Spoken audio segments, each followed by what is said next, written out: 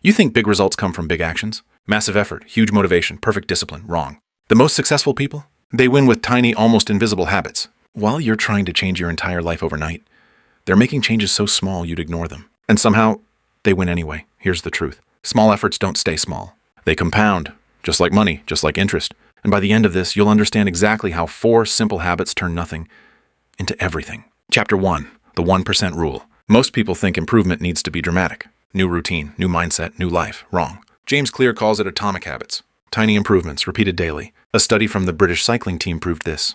They didn't train harder. They improved everything by 1%.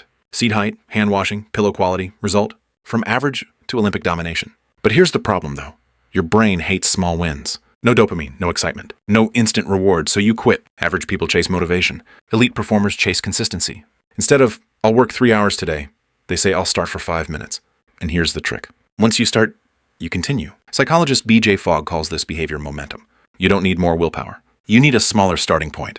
Too easy to fail? Good, that's the point. Chapter 2, friction control. Most people think discipline is about being stronger. Wrong, it's about making things easier. A study from Stanford showed that environment beats willpower every time. Put junk food on the table? You eat it. Hide it? You forget it exists. Same brain, different outcome. Elite performers don't rely on discipline. They remove friction. Want to read more? They don't try harder.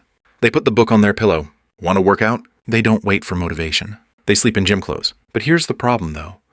You design your environment for comfort, not for progress. Phone next to bed, notifications always on, distractions everywhere. And then you blame your lack of focus. You're not weak. Your system is broken. Cal Newport calls this attention residue. Every distraction leaves a trace. Fix the system. You fix the behavior. Chapter 3, identity shift. Most people think habits create results. Wrong. Habits create identity.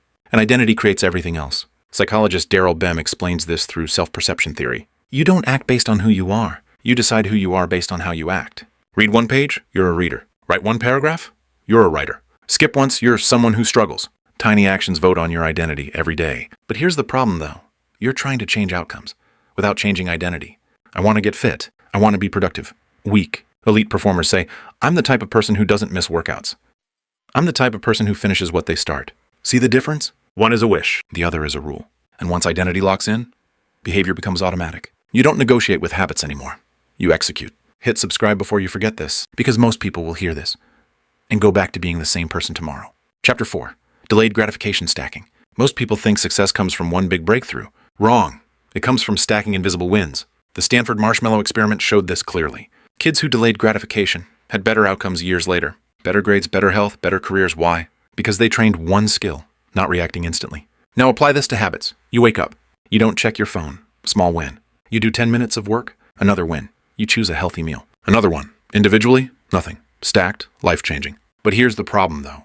You don't see results immediately. So your brain assumes it's not working. Wrong. Compounding is invisible at first, like interest in a bank account. Day 1, nothing. Day 30, still small. Day 300, massive. Most people quit at day 20. That's why they stay average. Elite performers stay long enough to see the curve. Now let's connect everything. Small habits, low friction. Identity shift, delayed gratification. Individually, simple. Together, unfair advantage. You don't need more motivation. You need better systems. You don't need bigger goals. You need smaller actions. And you definitely don't need to be perfect. You just need to not stop. But here's the final problem. Even if you build these habits, you can still waste time on the wrong things. You can be consistent at useless work. That's why I made the next video breaking down how to focus only on the 20% that actually matters. Because working hard on the wrong things is still losing. Watch that next.